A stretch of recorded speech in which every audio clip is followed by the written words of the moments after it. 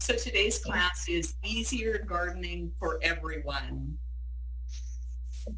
And if you think about gardening with physical limitations probably means that ordinary gardening activities that most people take for granted may require adaptations and ingenuity. So that's what we're here to talk about today. We know that we're not going to touch on every adaptation that might be out there, but maybe you'll get some ideas from what we do talk about to make gardening easier for your particular circumstance. So I am Cheryl Coddington. I'm a WSU trained master gardener, and I'm also an occupational therapist.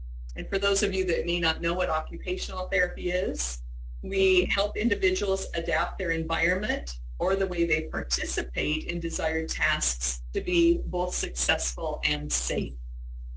And this is Dale Wheeler with me today. Good afternoon. I'm also a WSU trained master gardener, and I bring an experiential background to today's talk. I was injured 40 years ago and have had limited mobility ever since. However, my disability has not stopped me from gardening, and I will talk today about how I have adapted my garden settings and my approach to gardening accommodates my specific limitations. To be successful, I have learned to be creative with problem solving, asking for assistance when needed. I have a dedicated plan and preparation, and that has allowed me to be successful. It's vital to be planning ahead, preparing ahead for success, and I know where to find information and supportive resources. Today, Cheryl and I together, our combined backgrounds, I think, really complement each other well, and we bring that to our talk today. So as an introduction, we are going to talk about the benefits of gardening, how to make gardening easier for everyone. We will talk about body mechanics, different garden surfaces and seating, ground level gardens, raised beds, containers, and planter boxes are all options when we look at making gardening easier. And we'll also touch on tools. So when you think about gardening, you know, it's gonna be hard, isn't it, Dale? It can be hard. Maybe you haven't been gardening for a while and you're thinking of getting back. Maybe you've never gardened before, or maybe just in general, as we get older, we just find that gardening becomes more difficult. So we know in advance gardening has a lot of physical activity involved with it. Maybe you think gardening's going to be frustrating. Your plants don't grow like you expect. It's very frustrating. Too many slugs in the spring. It's going to be difficult, and it won't be worth the effort. You may be saying, why is this? I put all this work into it and I don't get anything out of it.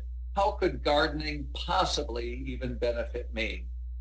So I like this quote from Stephen Davis from the American Horticultural Therapy Association. It says, regardless of ability or disability, the pursuit of gardening can enhance physical condition, can provide relief from tension, and can surround an individual with a sense of accomplishment. There truly is not an individual among us who cannot experience renewal when embraced with the stimulation of the garden setting. I so agree with that, and I always come away revitalized every time I go out into my garden. You got 'em. Some of the emotional benefits that you can get, a sense of pride from the accomplishments that you've been able to accomplish. You're responsible for that plant care, so it builds self-confidence and independence. It can reduce stress by releasing your tensions and anxiety, and it can be a healthy outlet for your feelings. It also creates enthusiasm and interest in what you're doing and what lies ahead. I mean, if you plant a seed, you expect it to grow, and you have this enthusiasm and you want to check on it every day. So planting a garden, whether you're transplanting a plant or you're putting seed into the ground, is truly an act of faith. And you live in that expectation on how that plant is going to grow. How is it going to mature?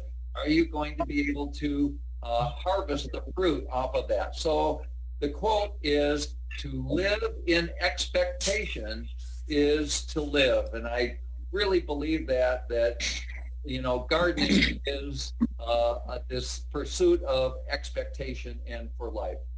Some of the social benefits, 75 to 80% of all U.S. households are involved in some form of gardening. So it should be easy for you to find a group, whether it's Master Gardener Group or a local gardening club, or maybe a community garden that's near your house. You'll be able to find a group of like-minded people that have a common interest in gardening, and that creates that social interaction, which is so important. Some of the intellectual benefits from gardening: it sharpens your powers of observation. Go out and look and see what's happening. It heightens your curiosity about how plants grow. Involves problem solving. There's always disease and insects, and your plants need fertilizing, and so you're always problem solving when you're out there. It stimulates creativity to try new things, and gardening is for life. Everyone should be gardening throughout their entire life and learn something new every day. I know I do when I'm out in the garden.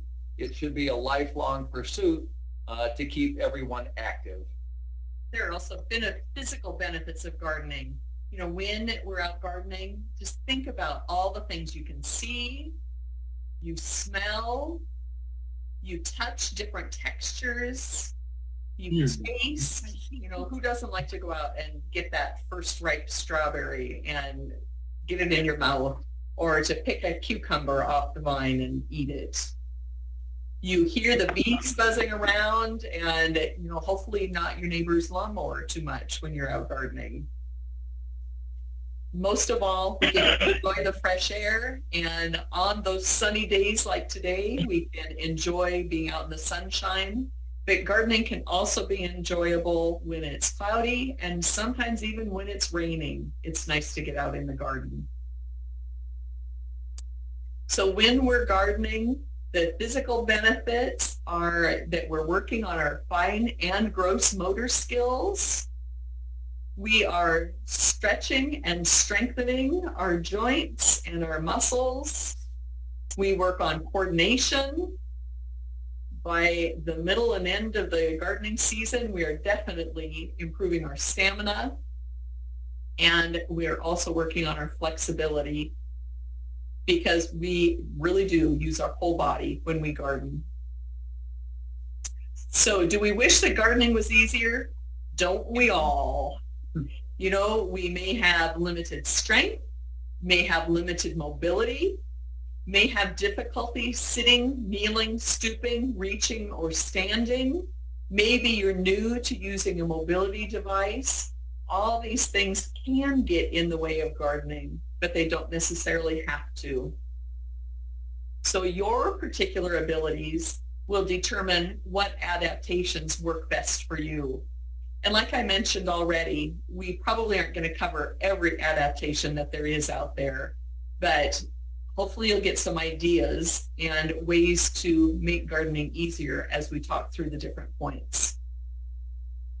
So if you limit what you do in the garden because you anticipate having aches and pains, think about what are the reasons that you're experiencing those aches and pains. Are you spending too much time suddenly out in the garden, just trying to get everything put in when maybe you should pace yourself more, take some breaks? Maybe, you work on only one of your garden beds at a time, or a few of your planters at a time, and then you come back another day and work some more. It's nothing that says that we have to get it all done in one day, even though that's kind of human nature. So if you've been gardening in the past and you've had an area in your yard that you enjoy working and you find yourself not able to do it as well, you might ask yourself, can I still work in that area? Can I still get to my rose garden or to my window box, or can I still get to my garden bed?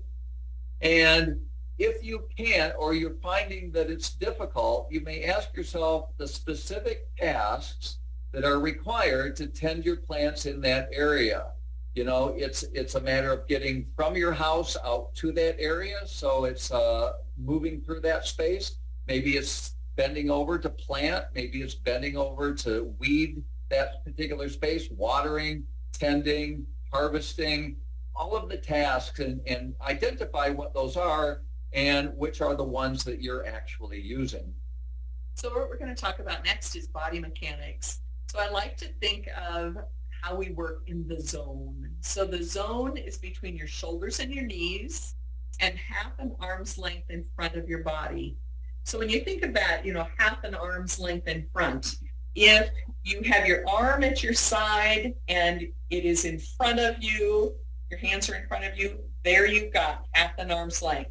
So anything past that is going to be more challenging. So, in that perfect world, or if we think about our younger self, we wouldn't need to worry about how we complete our gardening tasks, but stress on our joints certainly can take a toll over time. So when we work outside that zone, we're really putting extra stress on our joints. So overreaching is hard on our necks, our back, and our shoulders. So if you think about having to do things above shoulder level, why are you having to get up there? Can you stand on a step stool or a ladder? Those aren't appropriate for everyone. Or maybe you need longer handle pruner if that's what you're doing, is working up high to prune. Or a basket picker if you're harvesting fruit that's up high. And instead of reaching low, can you get your body closer to the ground? Do you need to be sitting on something or kneeling down or squatting down? Or maybe you have a tool with a longer handle on it to reach low as well. So you want to bend from your hips and knees rather than your back. And I know that's challenging for some of us. Our knees especially don't work real well sometimes, but the more we can bend from our hips and knees, the better it's going to be on our backs.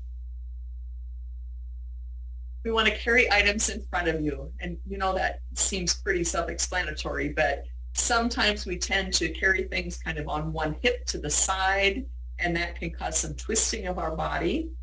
And when we're carrying things in front of us, again, thinking about where our arms are positioned, we want to carry close to us. So, sometimes I run out in the garden and do something, and I don't want to get myself dirty. So I'm going to hold stuff away a little bit.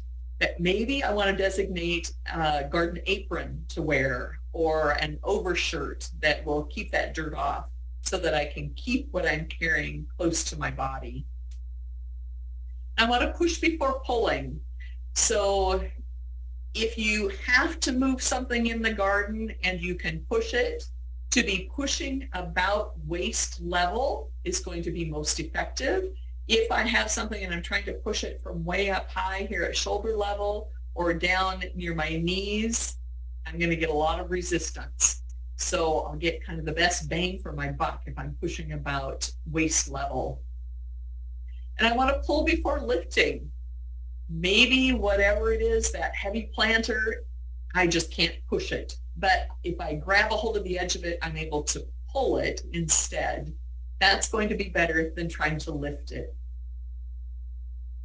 If I keep my eyes straight ahead when I'm working, I'm more likely to have a good position of my back and my neck.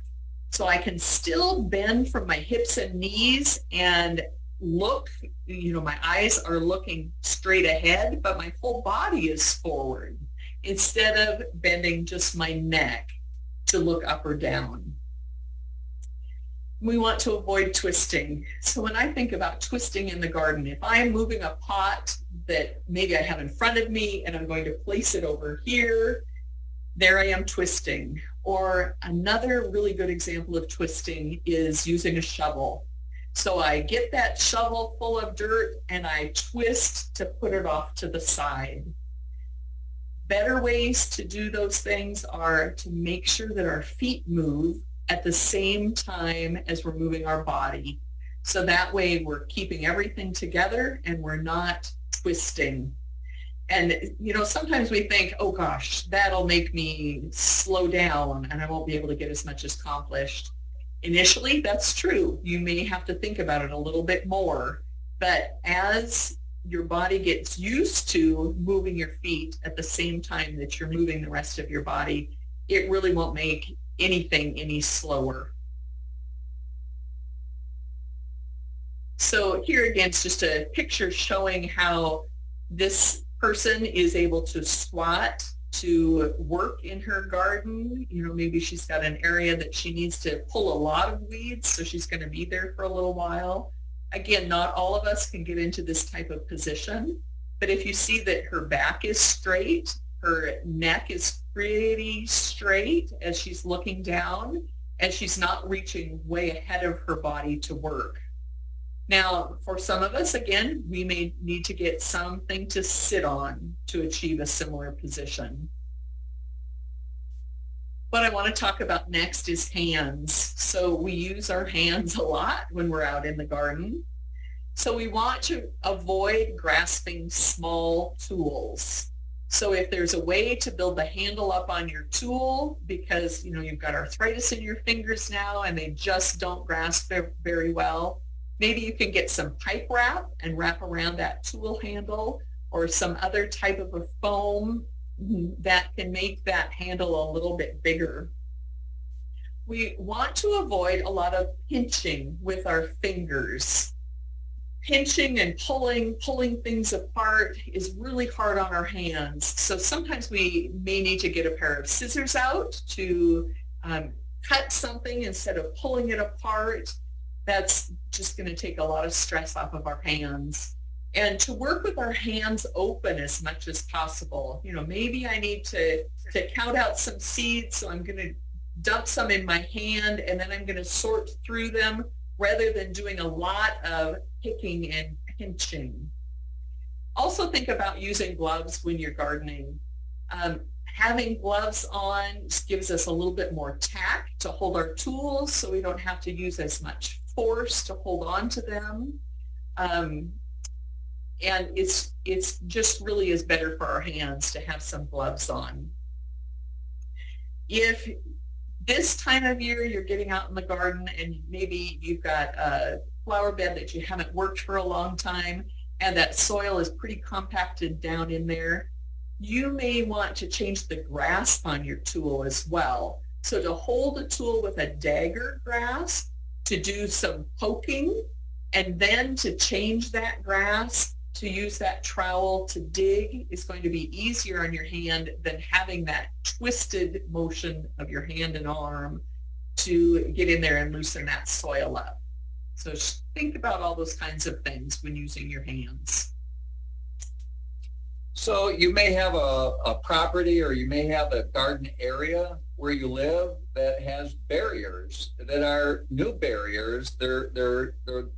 They've been there for a long time, but they're new for you because your ability has changed in some way.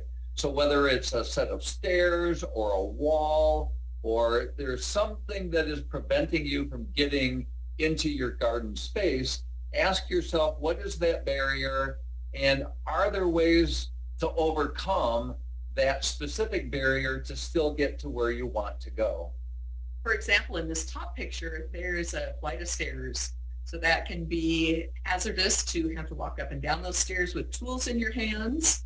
Maybe you've got a wheelbarrow and you can put a few tools in that wheelbarrow, and there's another way around the stairs to get to that lower bed where then you have your tools available and you can stand and work in that bed and get accomplished what you hope to do.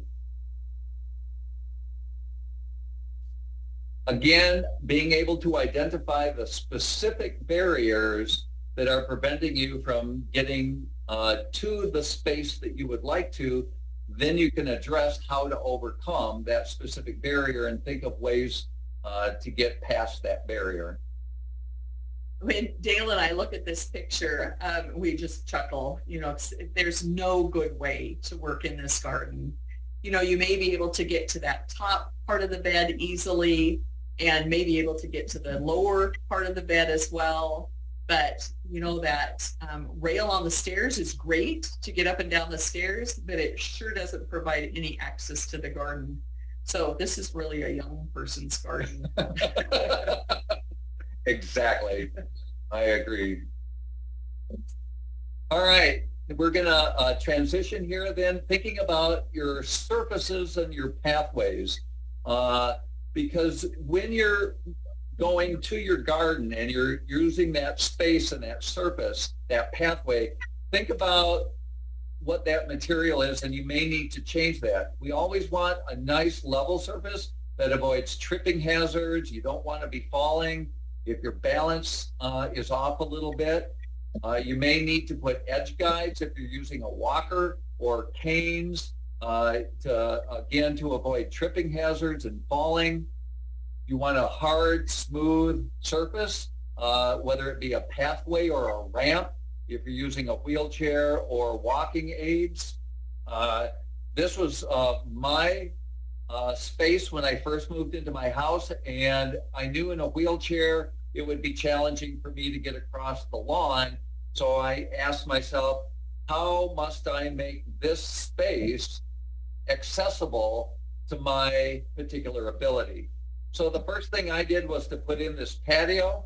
You can see the dirt and the loose gravel in the front part of that picture. That's almost impossible to move a wheelchair through that space. So putting down a hard paver stones and a nice flat patio allowed me access into that area. Don't forget about the width. Don't make your path too narrow. You want it wide enough to accommodate you being able to turn around safely. You don't want to have a tripping hazard, falling hazard, and you want it to be accessible.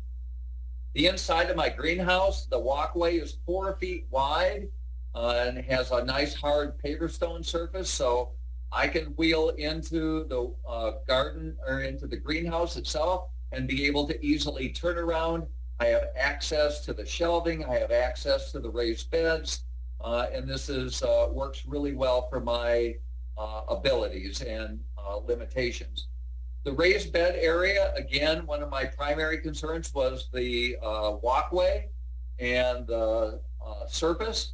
So again, I put in 4-foot walkways in between the raised beds that allow me to turn around easily in my wheelchair, a nice firm surface. You can see here that the gate and entrance into the garden provides a seamless, hard path to get from the patio part into the garden directly. Here's just another view of the garden later on and what it looks like from the inside. And we understand that not all of us are able to have these solid surfaces in our gardens, but maybe you're thinking about revamping your garden area, and maybe you're having to use a cane intermittently now and thinking that it may even progress to need to use a walker. So it might be time to think about putting those solid surfaces in so that you have that pathway and can continue to access your garden areas. Another surface that I have at my house is just a cement patio. It's firm and flat. Here I am taking a selfie in my tomato garden, and I can easily move in between the plants on that solid surface and be able to tend them as I need. So this works well for my physical limitations and still get my gardening done. Thinking about pathways that you may need to get from your house to your garden area, consider the material that you're using for that specific pathway. Maybe packed soil would work well for you, maybe a gravel surface or crushed rock. Here we have an example of a garden area with small crushed rock that works well in this particular space and is easy to get around. You may consider sandstone pavers, concrete, or asphalt when putting in a new pathway. Here's another example of a cement pathway that goes up into the garden area. You may also consider using brick or wood planks are a good solid surface for walking upon. Maybe grass is appropriate for your particular needs. Wood chips are always an idea to use for a pathway. And here's an example of using artificial turf. They've got that with their small raised beds or indoor-outdoor carpeting. Many of these types of pathways are labor intensive to install, so we do realize that you may need to be contacting a contractor or a landscaper to help you install some of these specific pathways. Here are some examples of pathways to avoid. When I see the pathways on the left, personally, I think they're too narrow and they look like a tripping hazard to me if I have balance issues.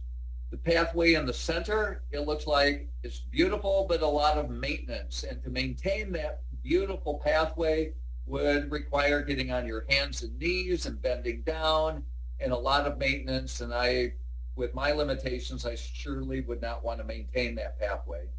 Another thing to look at with that ornate pathway is as we get older, our visual perceptual abilities change, and that pathway can be so that it doesn't look flat, so that as we're walking along it, we really don't know where to put our feet or where to put our mobility device because it looks like there are areas that are raised.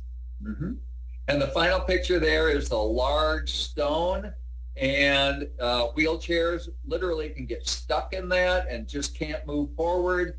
Whether you're using a walker or even just general walking across the surface like that can be very, very challenging. So you may want to avoid that. One more pathway that we don't have a picture of here that you want to avoid is pea gravel. Pea gravel is slippery and there's no way to pack it down. So you want to avoid pea gravel in any pathways that you put in your garden. Mm-hmm. So thinking about having a bench or a seat in the garden can be important as well. Taking those breaks, to enjoy our garden, and maybe just taking a break from working during the day when we're out is a good thing to consider. So for that chair or bench, really think strongly about having something with armrests on it and that your feet touch the ground. You don't want your knees to be higher than your hips when you're sitting because then it's going to be hard to get up from that surface. Also consider having a workbench really close to your garden area so you're not having to move a lot from your garden to your work area and back again. The workbench that I have designed here has two different levels, whether you're standing or whether you're seated, and working in the zone depending on the size of your pot that you're working on for your garden. Here's an example of my wife Mary Lou standing at the garden bench, and then here's a picture of me in my wheelchair wheeling up underneath that workbench, and I can work easily from that specific area as well. The potting bench is or I can roll under it with my wheelchair, or we can be seated together at that. Working in the zone against our shoulders are at a height where working with our arms, we can easily do our potting on that particular height of that potting bench. And it may be that if someone was going to stand at that bench, that they want to find an appropriate height box to sit on the top of the surface and then to put your tray or whatever that you're working on top of that box so that it's a little bit higher surface during standing. Mm-hmm. All right, let's talk now about your specific garden. And if you have a ground level garden and you've been using a ground level garden for a long, long time, you may find that it's becoming more and more challenging to access that particular space. In the picture that I have here, you see the center of that particular garden. How do you get into the center of that? Maybe your balance is off, maybe it's just difficult. And then once you get the plants in there, you still have to tend the plants, and you have to water the plants, and you have to harvest the plants. So the soil may ultimately be out of reach. The tools that you're used to using for a ground level garden may be the wrong size or too heavy at this particular point. Mobility to get to your ground level garden or to get into that particular space maybe have become extremely challenging for you. And harvesting the crop may be challenging as well. If it's in the center and you have difficulty getting to that space, it may be almost impossible to harvest your garden. So other options like we spoke of earlier could be planter boxes or containers. If you have trouble carrying things or don't have a great type of a cart, maybe you want to position your planter or container and then fill it up so that you're not having to carry something that's really heavy. Also think about, again, the area around the planters or the containers so that you can access easily for watering and for tending your plants, for harvesting things. You don't want to have to scoot around them because you have hardly any space to move. Here's some other types of planter boxes and containers. You know, the window box on the right is beautiful. Think about, can you get into it though? To reach it, you know, do you have to walk across another flower bed that has loose soil that's maybe unstable for you because your balance isn't that great? Or do you put some kind of a paver down so that you can step on that paver instead of going through that loose soil? So there are many different types of raised beds. Here are some examples. They can be relatively close to the ground. In a low, you can vary the height. It can be 12 inches high, 24 inches high, or you can have what's called a tabletop garden, where it's up at a standing level where you have access to your garden area at that space. Some of the advantages of having a raised bed is there's no pathway through the raised bed, so you can plant densely within that and have high yield within that. Not walking upon the soil means you don't have to cultivate it as often. You can plant earlier in the spring because the soil warms up quicker than the ground level garden. You can place it anywhere on your property as long as you have accessibility to that area and it gets an adequate amount of sunlight for the plants you're going to put there. You can plant more closely together in a raised bed so that shades out the weeds, and so there's actually less maintenance in a raised bed. You can add trellising for vertical gardening to increase your yield in that particular area and the number of plants that can be grown.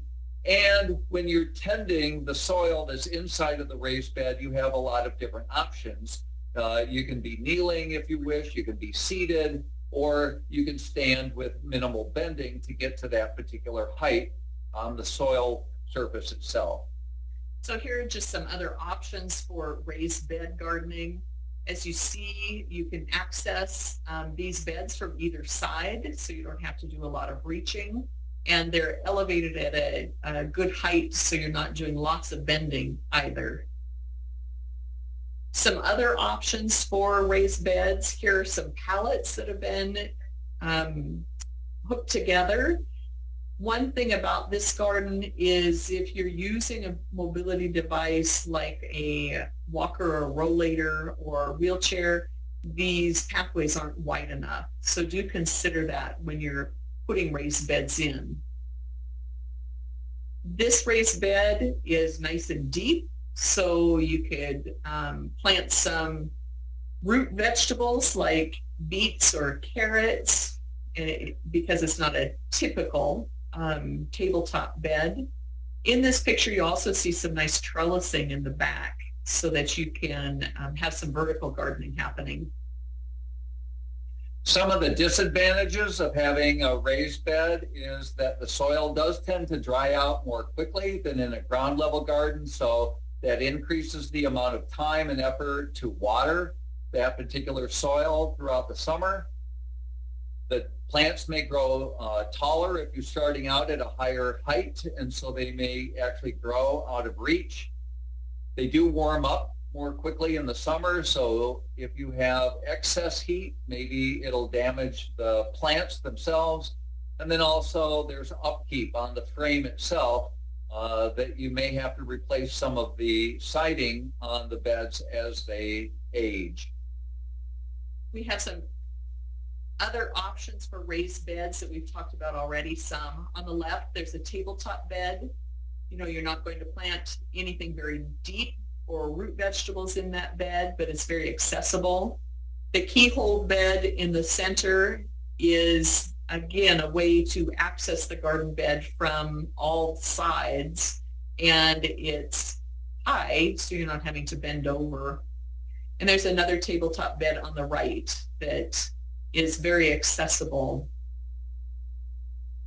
The photos here show how some raised beds can be accessed from the sides, be it using a wheelchair or just sitting next to the raised bed. Do want to point out that we aren't encouraging overhead watering as this picture shows here, but it's just showing a different type of gardening. Here's another raised bed with a roll under space, you know, or a tabletop garden. Adding trellising to your garden can increase the number of plants that you grow in a particular space. Here we have some trellising added to a raised bed for, it looks like peas. And that's always an option. You can harvest in a standing level. You don't have to bend over as the plants grow. You can harvest and tend them more easily if you have difficulty bending over. Here's some other options for trellised beds here. If you look at the picture on the left, and that trellis, it looks great. You know, you're able to plant a couple different crops in there, but the trellis itself is in the center of the bed. So it's going to require a little bit of reaching versus, this one on this photo is showing that trellis at the edge of the bed so that you can walk behind it and reach through that wire mesh there to harvest your vegetables without doing a lot of reaching. Mm-hmm. There's also planter boxes that you can arrange in different heights, and so some of them will be very easily accessible with your specific abilities to reach into that particular area. Here are some other examples of vertical gardening, whether you have a hoop over the top of your walkway area, and maybe you have a wall of pots that you put your plants in, and there's lots and lots of different options that you can think of on vertical gardening. Here we have an A-frame hoop, and the plants are growing up between the raised beds, and then on your deck, you might put what I call a high-rise style garden, but make sure you don't have it go too high and out of reach for your particular ability. Straw bale gardening is another option for some type of raised bed. The height is good here. Disadvantage of straw bale gardening is that the bales do wear down over time, and you end up with a nice pile of compost but no longer have raised beds, so that they would have to be replaced. If you think about doing a straw bale garden, think about the height overall. So this is wonderful, stacking that straw bale on top of all those pallets. Unless you think about growing broccoli or something else that is tall, it might make your final crop out of reach because it's too high in the end. It's just another picture of some straw bale gardening with some trellising added to it. And I really like this picture here, though, again, we're not encouraging you to go snitch a shopping cart from any of our local stores.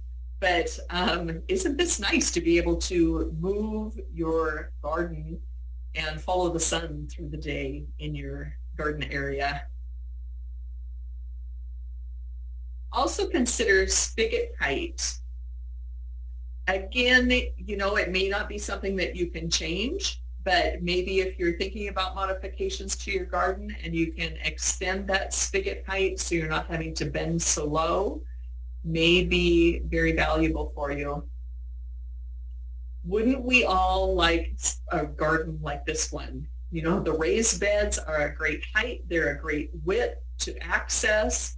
The surface in between the raised beds is firm, and the spigots are at a great height.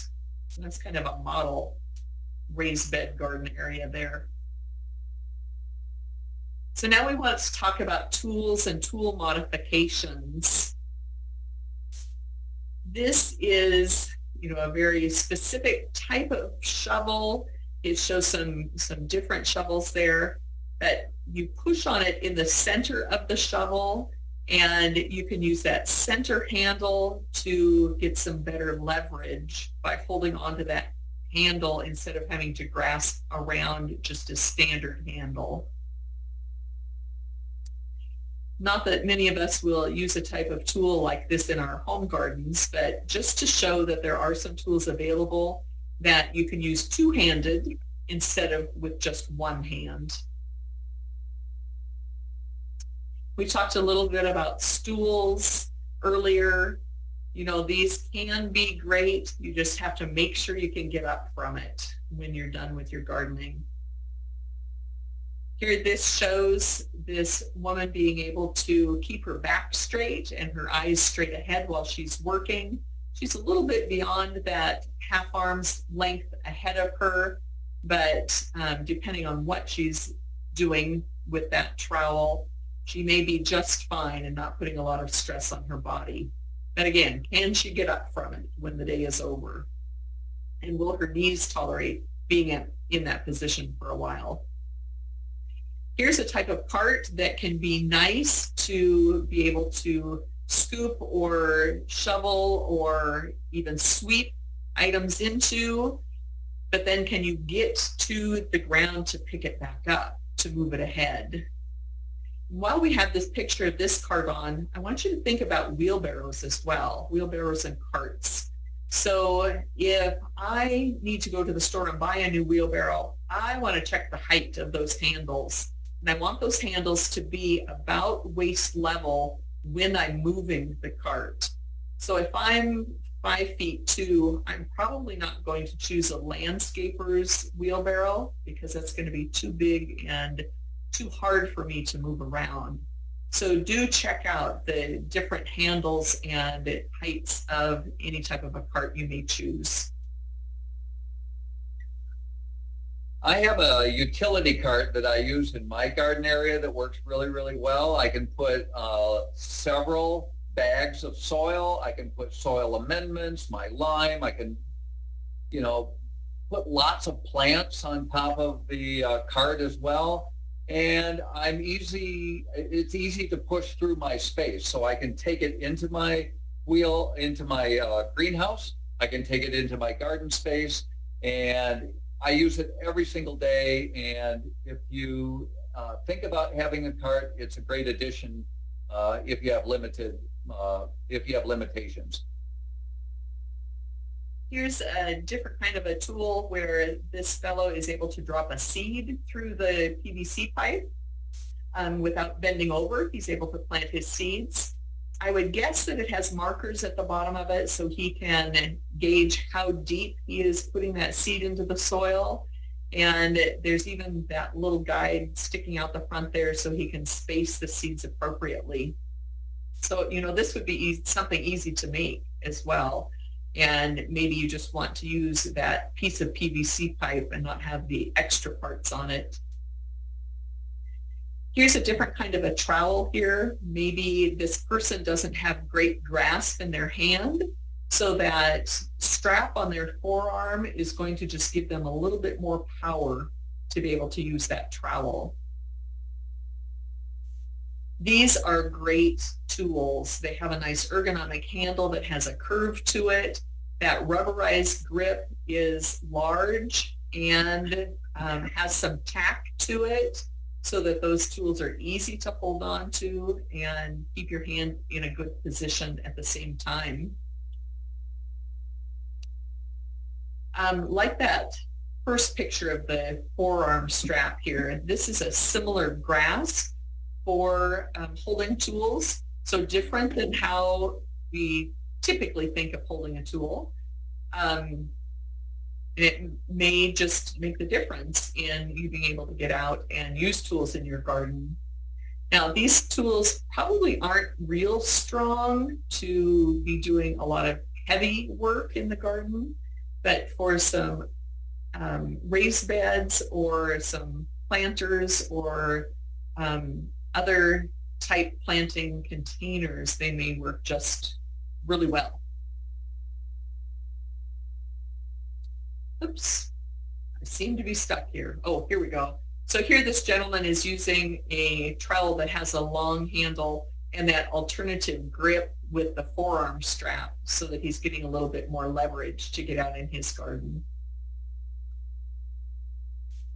So in conclusion, we have talked about benefits of gardening for all of us, and hopefully we have shared some tips to make gardening easier for each and every one of us. We've covered body mechanics, different surfaces for our garden areas and seeding in the garden, all while talking about different levels of gardening, including ground level, raised beds, containers, and even using planting boxes. And then we touched on tool use as well.